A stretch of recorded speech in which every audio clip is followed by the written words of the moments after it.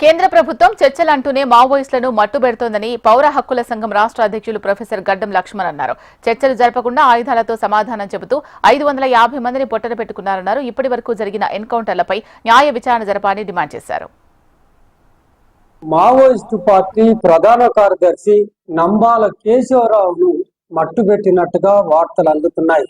ఆయనతో పాటుగా జంగు పత్రిక ఎడిటరు నవీన్ మరొక 28 మందిని కేంద్ర ప్రభుత్వ బలగాలు పొట్టన పెట్టుకట్టినట్టుగా మనకు అర్థమవుతుంది.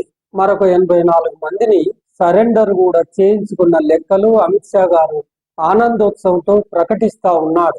ఒకవైపు భారతదేశంలో ఉన్న సమాజం అంతా, పౌర సమాజం మొత్తం కేంద్ర ప్రభుత్వం మావోయిస్టు పార్టీతో చర్చలు జరపాలని డిమాండ్ చేస్తున్న సందర్భంలో భారత పౌర సమాజం వాళ్ళ యొక్క అభిమతాన్ని గౌరవించకుండా చర్చలని ప్రతిపాదించిన మీరే ఆ ప్రతిపాదనను ఇప్పుడు మర్చిపోయి చర్చలు జరపకుండా ఆయుధాలు పట్టుకున్న వాళ్లకు ఆయుధాలతో సమాధానం చెప్పుకుంటూ మీ ఆయుధ బలం అధికంగా ఉంది కనుక ప్రాణాలు గాలిలో తోడేస్తూ ఇట్లా దాదాపుగా ఈనాటి లెక్కల వరకు 550 మందిని చంపేసిన పరిస్థితి, ఈ విషాదకరమైన పరిస్థితిని ఇవాళ భారత ప్రభుత్వ ప్రజల ముందు భారత ప్రభుత్వం ఉంచి ఆనందపడుతుంది.